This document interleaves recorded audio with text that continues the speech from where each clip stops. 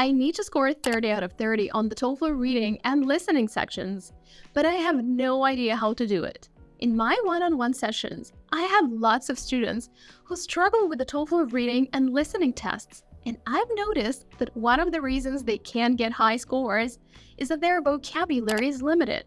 One thing you can do is study subject-specific vocabulary for topics like biology, psychology, physics, astronomy, and more. This will definitely help you understand the texts and lectures better. But is that all? Not really.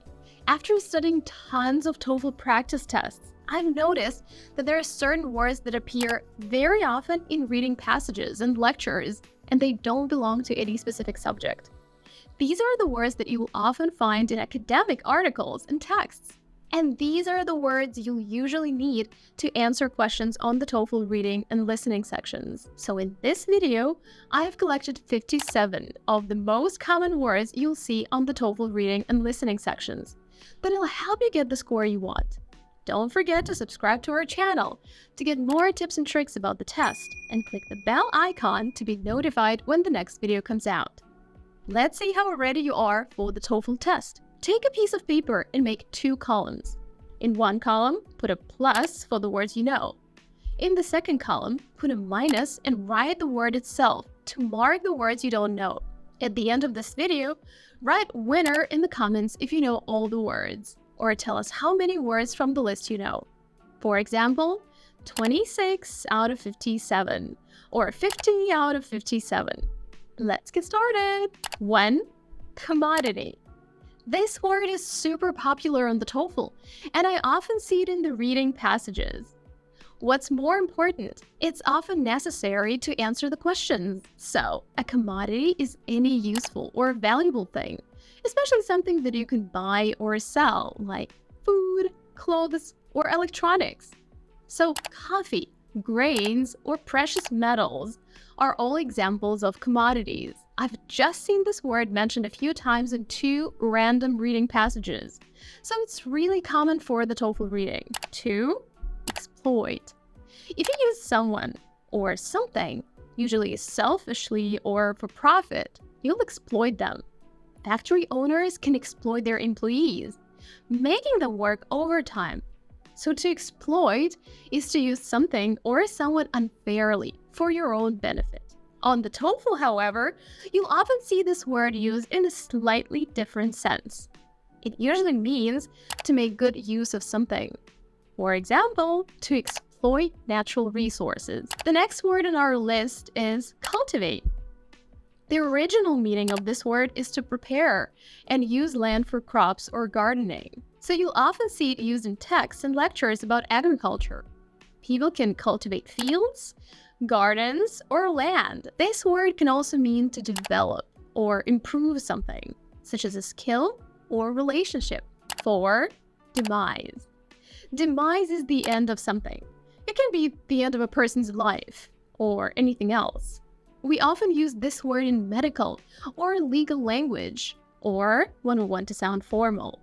On the TOEFL, you'll often see this word used to describe the final stage of something. For example, the demise of a company, or the demise of a relationship.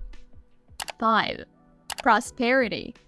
Another super popular word on the TOEFL test that I see all the time.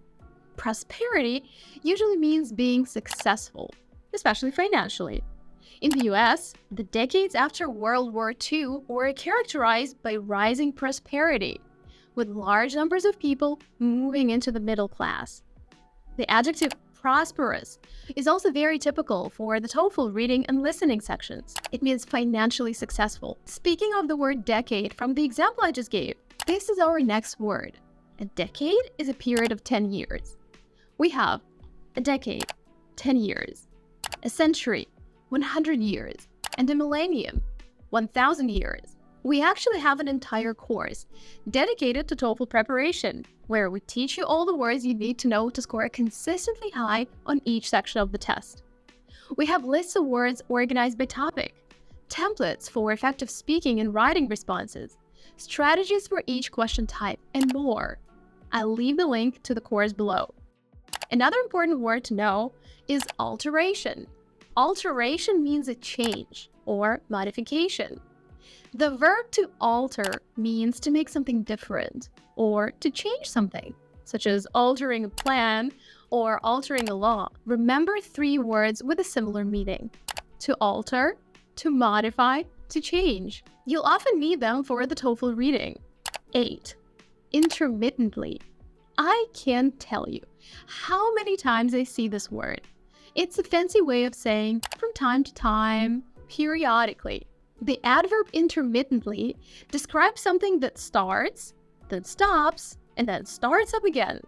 If you studied intermittently last night, it means that sometimes you studied, but sometimes you took breaks to do other things. A phrase with a similar meaning is off and on. We came across it just recently in one of our reading videos. This phrase means that something happens periodically, like working off and on, or visiting off and on. So remember, off and on or intermittently mean at intervals, not continuously.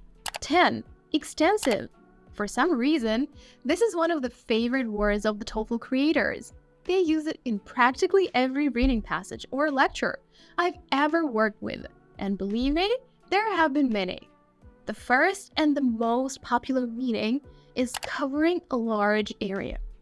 For example, extensive road repairs, extensive grounds, or extensive agriculture.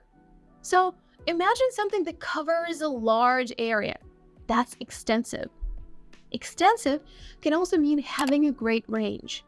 If your knowledge of the TOEFL test is extensive, you know a lot about it. If an event gets extensive coverage in the newspapers, it means many people are writing about it. Next is the word sophisticated. When something is sophisticated, it's complicated and intricate.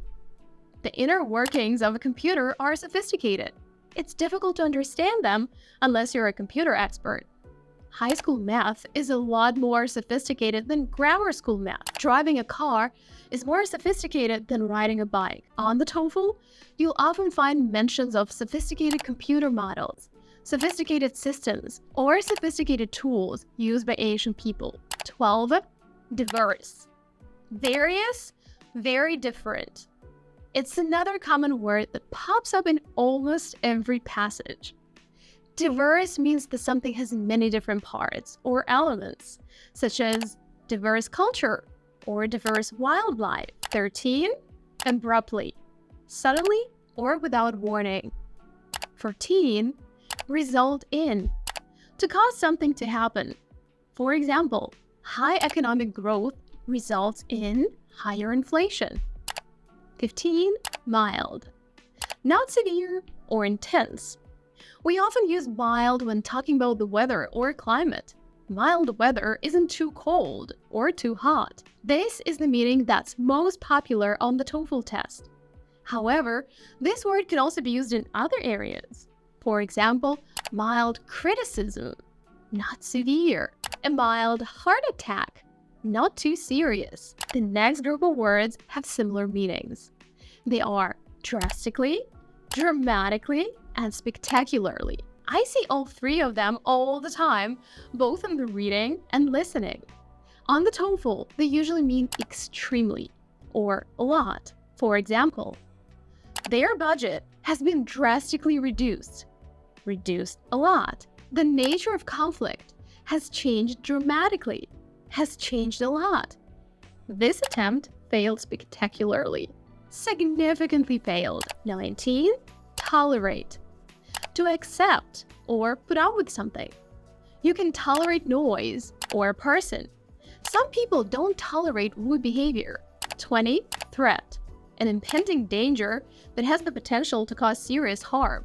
TOEFL reading passages usually have many examples of threats, such as enemy threats, health threats, death threats, and so on. A popular collocation is imminent threat. It's a synonym for impending danger. One more very common word on both the reading and listening sections of the TOEFL is decline. To decline means to decrease or diminish in quantity or quality. We use it when something is getting smaller or worse. For example, decline of a business or the decline of a population. 22. Coerce. To force someone to do something against their will. You can coerce a person to do something, or coerce a decision or a confession from a person. Again, just recently, I saw this word in one of the reading passages we were doing in a one-on-one session with my student. 23. Retreat. To go away from a place or person, to escape from fighting or danger. The TOEFL likes to use this word in a variety of contexts. You can find information about lizards retreating into the shade, or retreating shares of a company. We can even find it in the integrated speaking questions. For example, question 3 may be about a psychological term in which the speaker understands that their proposals were clearly unreasonable and is forced to retreat. So expect to see this word in many contexts. 24. Initially. In the beginning. At first. 25. Eventually. In the end. Especially after a long time or a lot of effort. A similar word that is often given as a paraphrase for the word eventually is ultimately. It means finally, after a series of things have happened.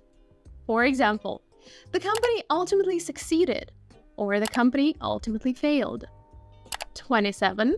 Rival. A few days ago, one of my students made a mistake in the reading passage because she didn't know this word. So I decided to include it in today's list. A rival is a person or thing that competes with another. So it's a synonym for the word competitor. The question she had was the sentence simplification question about terrestrial plants that had the advantages of not having rivals.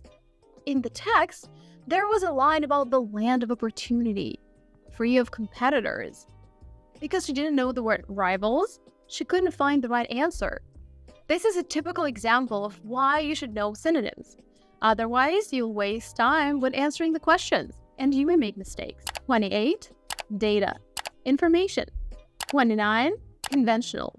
Usual, traditional, ordinary. It's a super popular word that I've also seen used in vocabulary questions.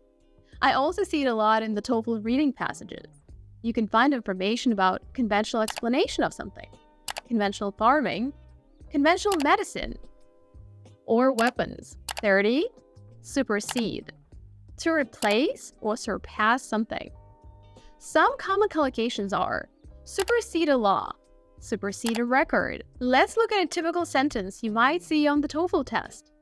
They still used stone tools similar to those superseded in Europe by metal tools thousands of years ago. Superseded, replaced.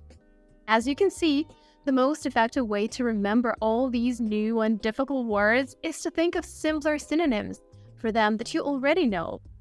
That way, the next time you see the word supersede, you'll remember the word replace and will know what it means. Another super popular word I decided to include in this list is fossils.